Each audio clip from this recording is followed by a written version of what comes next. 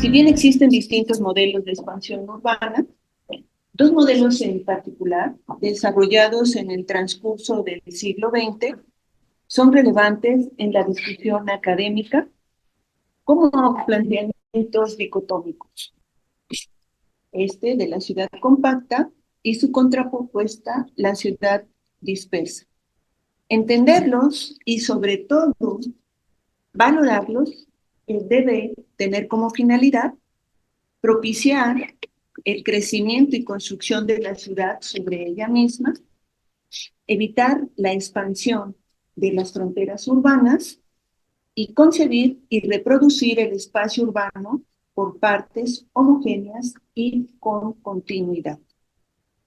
Cada modelo tiene sus fortalezas y debilidades, por lo que ninguno de ellos puede ser adoptado dogmáticamente en contextos urbanos preexistentes, en los cuales se desarrollan múltiples y complejos procesos.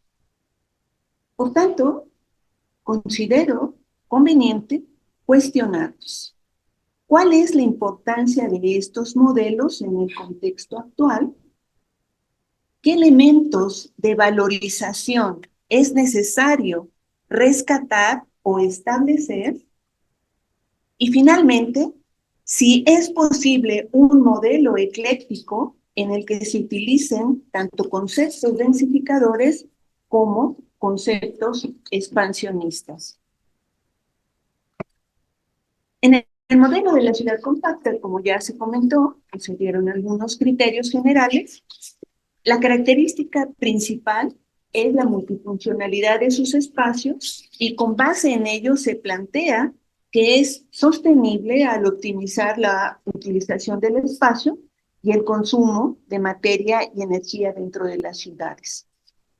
Este modelo tiene como principales características, la primera de ellas es la densificación, la segunda, la continuidad espacial, la tercera, la diversidad, la cuarta, la heterogeneidad, la quinta, la multifuncionalidad y finalmente la compactación espacial, logrando por lo menos, en teoría, un consumo más racional de los recursos naturales y consecuentemente un menor impacto sobre los sistemas de soporte como son el entorno urbano y las fronteras rural-urbana de las ciudades. En la valoración del papel de agrupar en 4 líneas estas condiciones, confluyen diferentes enfoques que se pueden agrupar en las siguientes condiciones: densidad e imagen interpretativa del territorio, densidad y urbanidad, densidad y eficiencia económica, y finalmente densidad y eficiencia energética. En la actualidad, esta última condición, o sea, la densidad y la eficiencia energética, es la línea a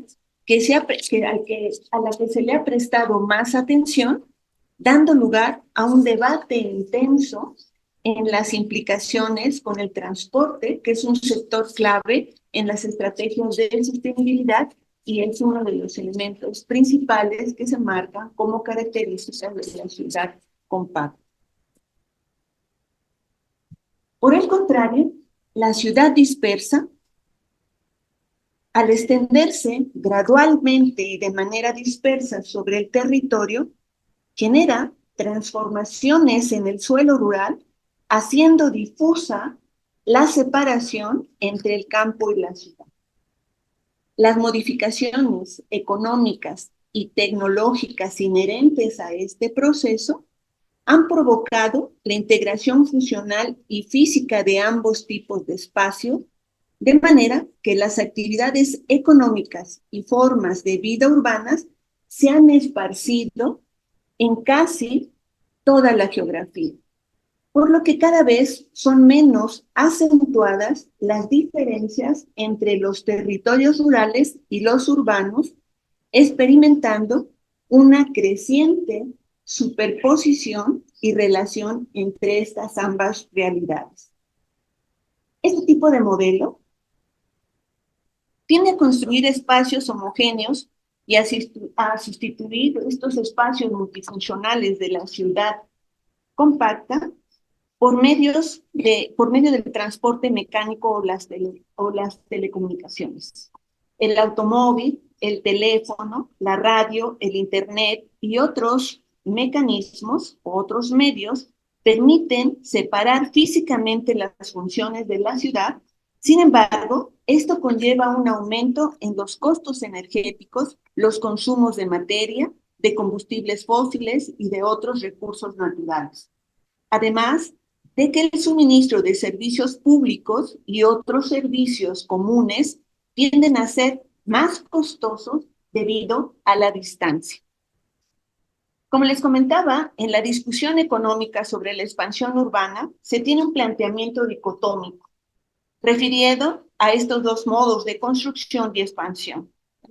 La ciudad compacta en contraposición a la ciudad dispersa, y lo que comúnmente vemos es la contraposición. Si alguien plantea en esa ciudad compacta que es mucho más ecológica, se asume necesariamente que en la ciudad dispersa es menos ecológica. Si se asume o se indica que en la ciudad compacta hay consumos económicos de recursos, se asume que en la ciudad dispersa los consumos no son económicos en los recursos, ¿no? Y así vemos en esta tabla, bueno, todo ese tipo de condiciones. Si la ciudad compacta se dice que hay un óptimo aprovechamiento del suelo disponible, por el contrario, se va a decir que la ciudad dispersa no va a tener esa condición. Mientras se habla de multifuncionalidad de los espacios, se va a hablar de monofuncionalización de los espacios. Si se habla de articulación de la población en la ciudad dispersa, pero en la ciudad compacta se va a hablar de segregación de la población, se va a hablar de que las personas ocupan espacios dependiendo de su poder adquisitivo y así sucesivamente, ¿no? Por ejemplo, ¿verdad? Si se habla de que se incentiva el uso de medios masivos de transporte, la ciudad dispersa, por el contrario, se va a incentivar el uso masivo del transporte particular, lo que va a incrementar gradualmente los tiempos de desplazamiento. También se puede hablar de que una ciudad compacta complejiza la ciudad con la multifuncionalidad de los espacios y que la ciudad dispersa diluye la complejidad de la ciudad al monofuncionalizar los espacios. La conurbación de la ciudad se realiza de manera homogénea y así sucesivamente.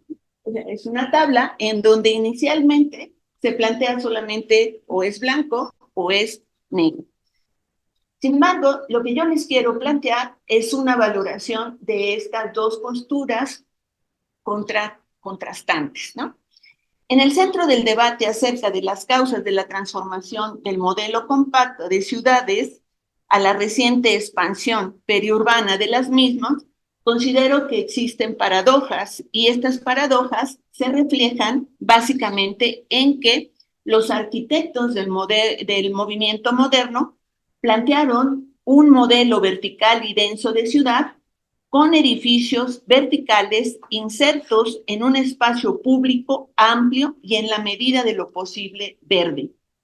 Sin embargo, una causa fundamental de la degradación del modelo de ciudad compacta y de la expansión periurbana es la generalización de estas ideas del movimiento moderno, que favoreció el dramático megaconjuntos habitacionales, como lo que tenemos en Tlatelolco, y la separación de las funciones urbanas mediante el zoning.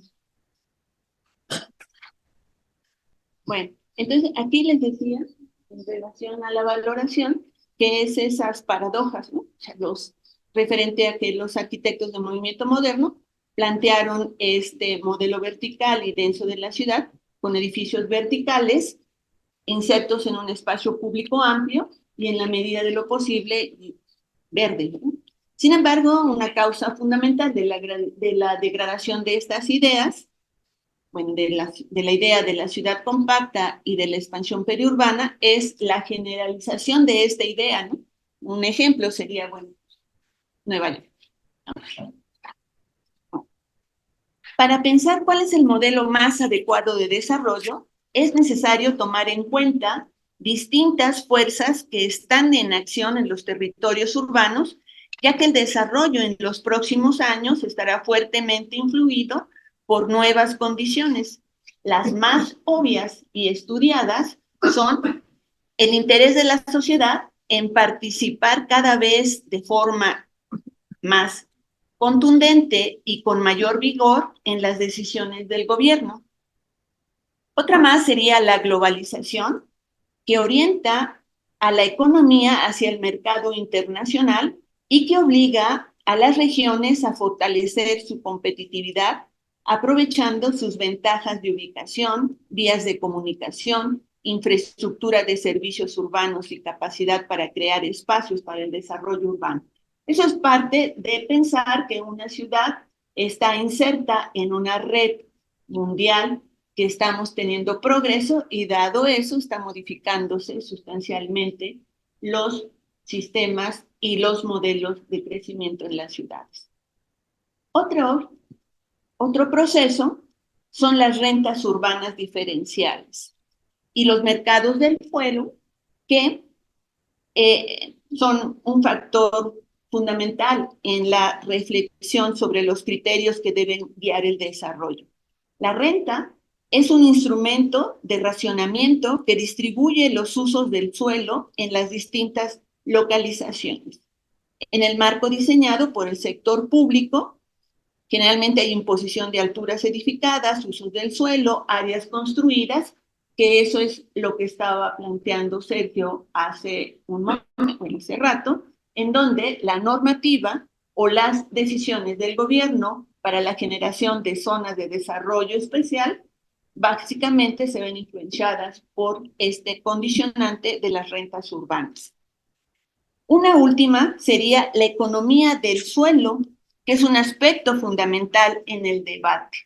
Y este debate se sintetiza en dos grandes ideas: expansión versus densificación, ya que se plantea como una de las principales razones de la pérdida de habitantes de los centros urbanos. La suburbanización, en el caso de París, por ejemplo, se debe en parte a la expulsión de las clases medias hacia los suburbios, debido a las rentas urbanas inaccesibles para el alojamiento de la población. La gran ventaja de los espacios periféricos en todas las ciudades del mundo, bueno, en algunas de las ciudades del mundo, tanto para la vivienda particular como para las empresas y las industrias, no es solamente el espacio, sino el espacio a un precio accesible. Hay un consenso general a favor de la densificación, por lo que el debate densificación versus expansión es delicado. Es un tema delicado. O sea, no solamente es un tema de contras, de ideas encontradas, sino es algo que requiere de mayor reflexión. Porque se dan dos corrientes de pensamiento contrastados. Uno, básicamente, liderado por los planificadores, quienes, en la mayoría de los casos, todos están a favor del modelo compacto. Y otros, los que promueven la libre competencia y que rechazan cualquier tipo de intervención pública, planteando un modelo expansionista de desarrollo urbano. También hay que mencionar que ciertos autores plantean varias dudas y preguntas respecto al tan consensuado modelo de ciudad compacta. Enfatizan la dificultad de una densificación exitosa, proponiendo que se reflexione sobre los indispensables ingredientes de una densificación para que ésta sea sustentable. En pocas palabras, no todos los modelos de desarrollo urbano basados en la densificación son deseables. La densificación se suele entender de distintas maneras. De ahí la complejidad en este concepto. Se le puede entender como una reconversión de lo existente.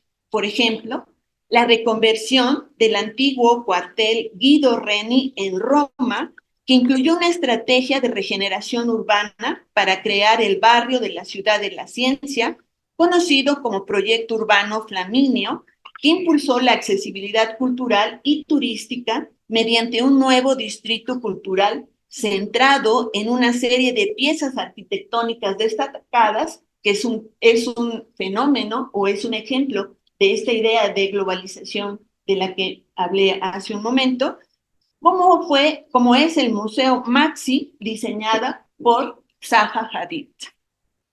Otra forma de entender la densificación es construcción dentro del tejido urbano con el objetivo de eliminar los terrenos baldíos.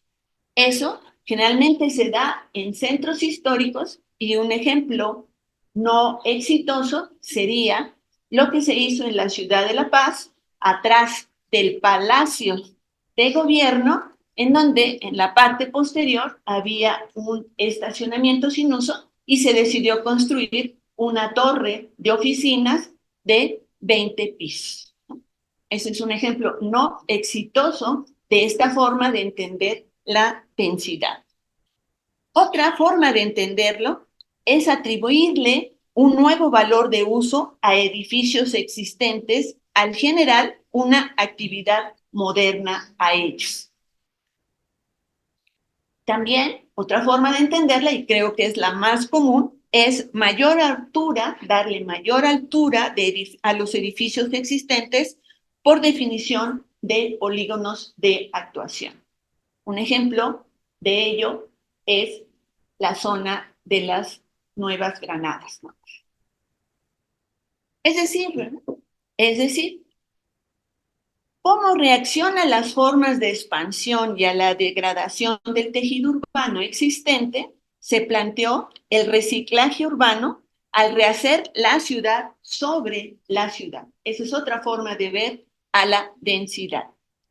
La regeneración urbana tiene como principal objetivo el rehacer la ciudad sobre la ciudad, es decir, orientar el urbanismo hacia el mejoramiento y la dinamización del tejido urbano existente.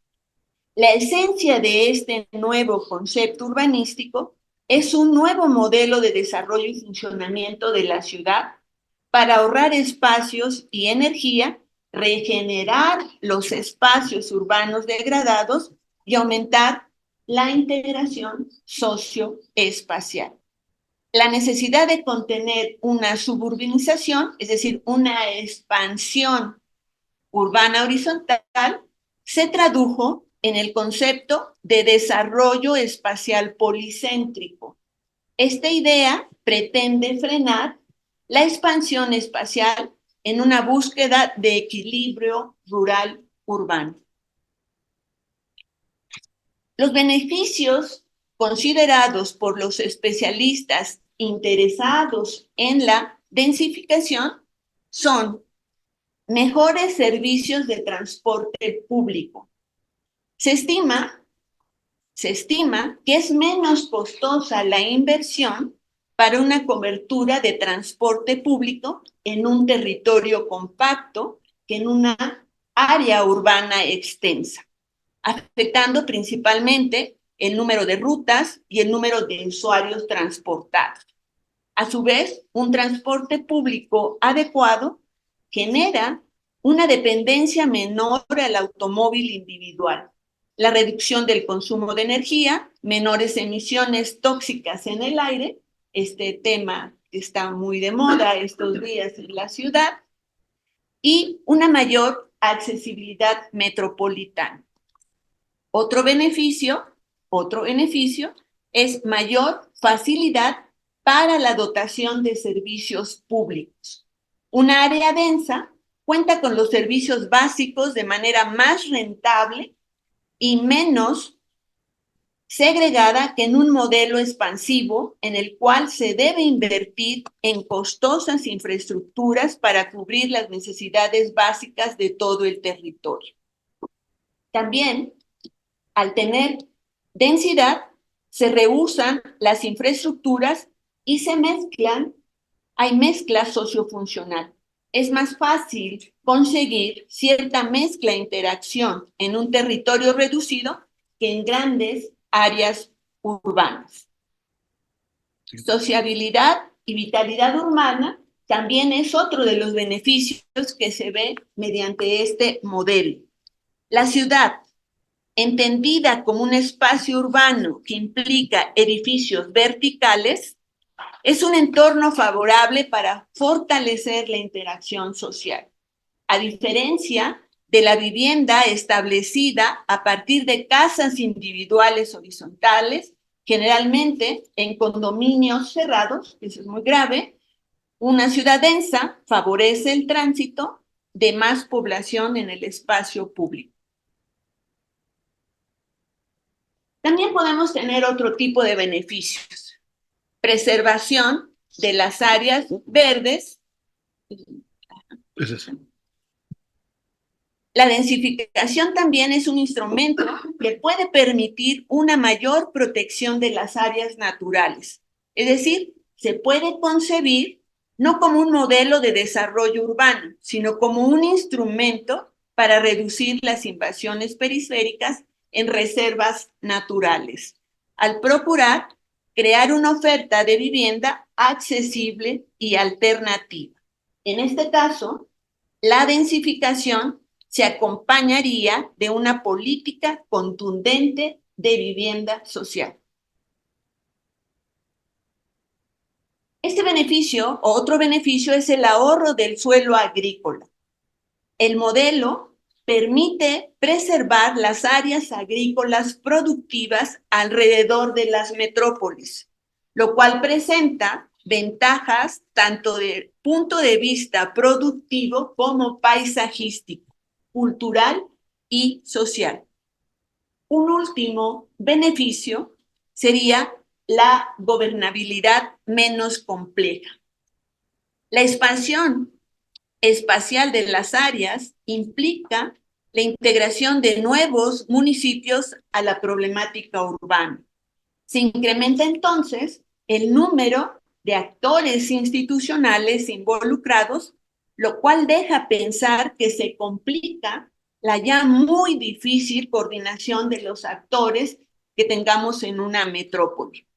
Es una gestión conjunta del territorio que en la medida que esto es más expansivo, es más complicado y más difícil de administrar.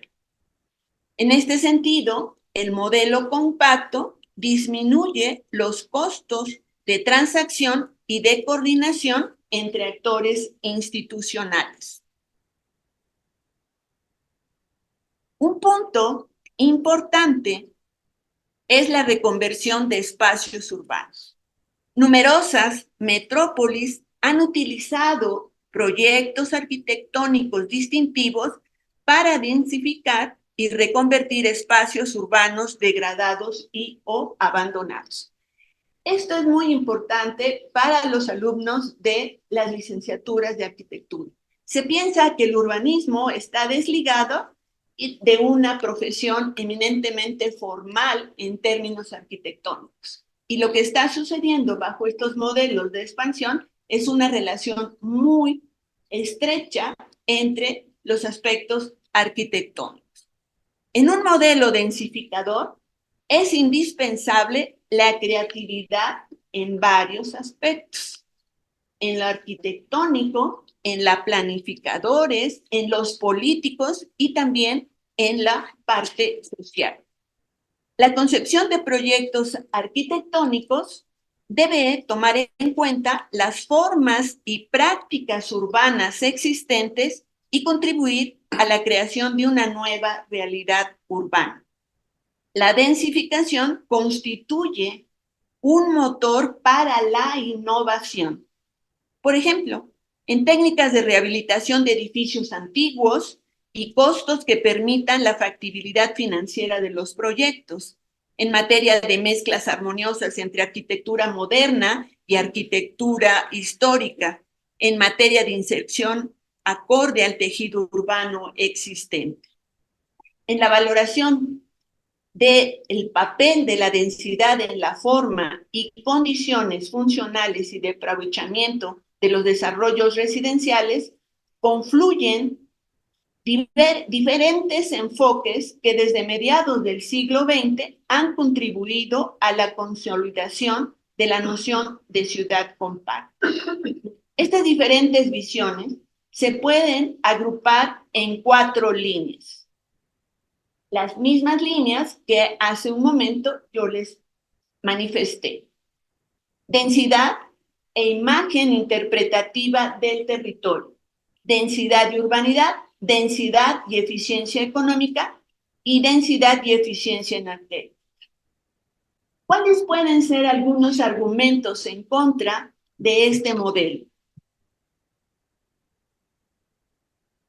Los argumentos en contra se centran básicamente en realizar proyectos de regeneración urbana sin una intervención pública fuerte. Existen muy pocos casos de regeneración y revalorización de barrios céntricos que no hayan producido un fenómeno de gentrificación. Aun cuando se intente proponer edificios de vivienda social, el esfuerzo es menor comparado con la especulación que se genera. Un siguiente argumento en contra es proyectar densidad sin espacio público, ya que no todas las maneras de obtener altas densidades urbanas son deseables. El diseño del espacio público y el ordenamiento de las futuras edificaciones que lo moldearán son fundamentales. La definición de la amplitud de la calle, de la relación ancho-calle, de la altura del edificio, de la presencia de áreas verdes, cambia radicalmente la calidad de vida que se obtendrá. Eso quiere decir que aunque tengamos densidad, si no atendemos estos requerimientos, no necesariamente la ciudad compacta es un modelo adecuado. Vuelvo al caso de Las Granadas en Polanco. Edificios de una densidad muy alta con una relación de banqueta de 1,20 o de 1,50. Ahora vamos a lo que es la dispersión. La dispersión es el término utilizado para definir físicamente la expansión de las áreas urbanas. La Agencia Europea del Medio Ambiente la describe como un patrón físico de expansión de baja densidad que se produce en grandes áreas urbanas bajo o sobre el suelo agrícola circundante. La dispersión es el fenómeno dominante en los límites del espacio de crecimiento urbano e implica un escaso control sobre esas áreas. Es un desarrollo desigual, disperso y con tendencia a la discontinuidad, dominado por los espacios vacíos que indican la ineficiencia de un crecimiento incontrolado. Los especialistas interesados en la expansión plantean como argumentos para su valoración que la expansión es una realidad innegable, o sea, que no nos debemos negar a que ese proceso esté existente. Otra más es que las ventajas que presupone la ciudad compacta son justamente las que no encuentran las empresas en los núcleos centrales de las metrópolis, sino en la periferia. Es decir, escapar de la congestión urbana, ganar espacio disminuyendo costos, mejorar el acceso a la empresa y buscar un entorno poco estresante son algunos de los ejemplos que plantean los especialistas que están a favor de este modelo. Un punto muy relevante es la evolución del concepto de centralidad. Ya que estamos confrontados a nuevos sistemas de límites y centralidades, los lugares que identificamos como polos de centralidad urbana ya no son los núcleos tradicionales, sino núcleos difusos con funciones y actividades diversas. Estos nuevos patrones hacen ya obsoleta la tradición dialéctica centro-periferia. Los criterios de establecimiento ya no son subordinados a consideraciones de jerarquía espacial, ya que obedecen a estrategias que emergen en continuidad con la territorialización de un espacio metropolitano. Ya no es un espacio solamente de la ciudad, sino ya es un espacio un poco más amplio. Y esto es una modificación conceptual muy importante en el urbanismo contemporáneo. Otro argumento es la creación de centralidades alternas en la periferia. Como lo dijimos anteriormente, todo el acceso a la tecnología nos permite ya tener una idea de desterritorialización. Y por tanto, se pueden crear estas centralidades alternas en la periferia. Otro argumento a favor es la expansión a través de polos densos en la metrópoli. Es decir, buscar una nueva distribución de las funciones económicas para impulsar una pluricentralidad de la ciudad. Se requiere también de espacios para la expansión de las ciudades, una expansión segura físicamente y jurídicamente, ordenada, sustentable, autosuficiente, que aproveche la infraestructura existencia y que la dote de competitividad en el marco de la globalidad, de manera que satisfaga las necesidades de la sociedad y de la economía mediante oferta de suelo para vivienda de familias de distintos niveles de ingresos y para el equipamiento urbano y las actividades industriales y de servicios que se generen como empleos. O sea, no es el modelo de las casas geo, ¿verdad? Eso no es una centralidad. Eso es un asentamiento y es una dispersión en el territorio. Si eso tuviera una concepción de centralidad, estaríamos generando un concepto de policentralidad que generaría una ciudad en red y que, por tanto, sería más eficiente. Pero la gran pregunta es, ¿verdad? ¿Qué tipo de expansión o de qué tipo de expansión hablamos?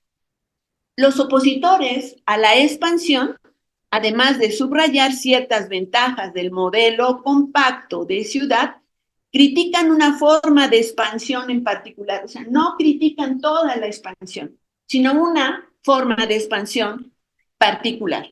Se refiere a los casos de expansión caótica e incontrolada, ya que este tipo de crecimiento urbano fue muy negativo e insostenible por la manera en la que se generó en nuestras ciudades latinoamericanas, básicamente por la autoconstrucción y la invasión de terrenos, pero también por las empresas constructoras de vivienda y porque tenemos ausencia de servicios básicos y de una segregación territorial muy marcada. Por otra parte, los planificadores cada vez están más a favor de un desarrollo metropolitano a través de polos estructurados en la periferia y densidades diferenciadas en toda la metrópoli, en todo lo que conforma la ciudad, lo que hace suponer un modelo híbrido. La megalópolis encarna estas dos tendencias diametralmente opuestas de desarrollo del asentamiento urbano: aglomeración y dispersión parcial, pronunciada centralización y extensión poco densa. La mezcla de densidades diferenciales son ejes de reflexión que describen un modelo de crecimiento como metrópoli multipolar. La discusión sobre modelos teóricos de desarrollo urbano es muy interesante y puede darnos elementos para construir una clara visión de ciudad. Sin embargo, es fundamental trabajar sobre los instrumentos que permitirían acercarse a estos modelos, considerando que debemos trabajar en una ciudad preexistente. Es decir, no se trata de crear una nueva ciudad, sino de orientar la metrópoli actual hacia posibles cambios que mejoren su funcionamiento y calidad de vida, a la vez que garanticen su futuro. La forma física es necesariamente un compromiso entre toda una serie de demandas conflictivas.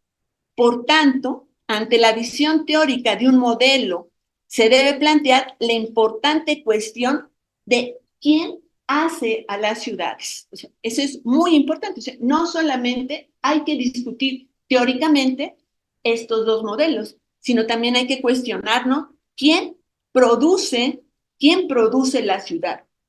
Los desarrolladores inmobiliarios son uno de los principales productores del tejido urbano. Por ello, puede ser muy difícil reorientarlos hacia otro tipo de producción física de la metrópoli. Puede ser muy provocador, pero quizá lo más conveniente y factible en un contexto de escasez de recurso público sea el orientar coherentemente la tendencia hacia la expansión de los desarrolladores y no revertirla. Casi aliarnos con los inmobiliarios y conducir a una expansión ordenada y adecuada. ¿Sí? Al existir una relación directa entre el modelo de ciudad, los costos de infraestructura, de recursos naturales y sociales en el crecimiento de las áreas urbanas, deberá considerarse algunas condiciones. El transporte como consolidador del modelo de desarrollo, ya que se requiere el uso de todos los modos de transporte, lo que significa una mayor utilización de modos no motorizados de transporte para viajes locales. Un incremento del transporte colectivo en áreas urbanas y la reducción, más no la eliminación del uso del automóvil individual. El objetivo principal deberá ser no el incremento de la movilidad, sino el incremento de la calidad de acceso a distintas áreas urbanas. Otro factor que debe considerarse es la vivienda como facilitadora del modelo de desarrollo. Las políticas de vivienda tienen enormes impactos sobre la ciudad entera, ya que de ellas dependen el acceso a la vivienda legal de la población más desfavorecida y, por ende, la preservación de reservas de suelo y áreas naturales. Y visto de esta manera, las políticas de vivienda representan un instrumento extremadamente poderoso de creación de ciudad. Las áreas verdes en el modo denso es muy importante considerarlas para esta creación de ciudad, ya que al aumentar el espacio verde, el potencial de densidad también aumenta. Bueno, un ejemplo es, aunque haya inversión privada, un ejemplo es el Parque de la Mexicana, ¿no? O sea, un gran diseño de parque y alrededor de ello vivienda en altura con una densificación estratificada y con un alto valor del suelo. Eso es como el Central Park de Nueva York en México, ¿verdad? Bueno, yo aquí me permití poner dos caricaturas que me hicieron reflexionar sobre esto, ¿no? O sea, te conocía muy bien, parecía que conocía muy bien los modelos, y hoy te desconozco mejor, ¿verdad? O sea, una serie de conceptos y que no hacen fácil esta discusión. Y el otro es que dice, bueno, pues la ensalada viene condimentada con supuestos y expectativas. O sea, no hay la solución a esta condición dicotómica. Cada modelo, o sea, el modelo de la densificación y la expansión, tiene sus fortalezas y sus debilidades, como ya lo fuimos comentando. Ninguno de estos dos puede ser adoptado dogmáticamente, sobre todo adoptado en contextos preexistentes en los cuales influyen múltiples y complejas condiciones. Es decir, estos dos modelos de urbanismo constituyen dos polos de extrema atracción del urbanismo contemporáneo. El primero parece muy anticipativo y planeador, concibiendo y reduciendo la ciudad por partes homogéneas y continuidades, y el segundo parece ser algo abierto, administrado y reproduciendo la metrópoli por fragmentos y discontinuidades. Sin embargo, es probable que el urbanismo deba evolucionar hacia una forma ecléctica, adaptada a las necesidades de las metrópolis de hoy, utilizando en una misma zona tanto conceptos densificadores como conceptos expansionistas. Muchas gracias.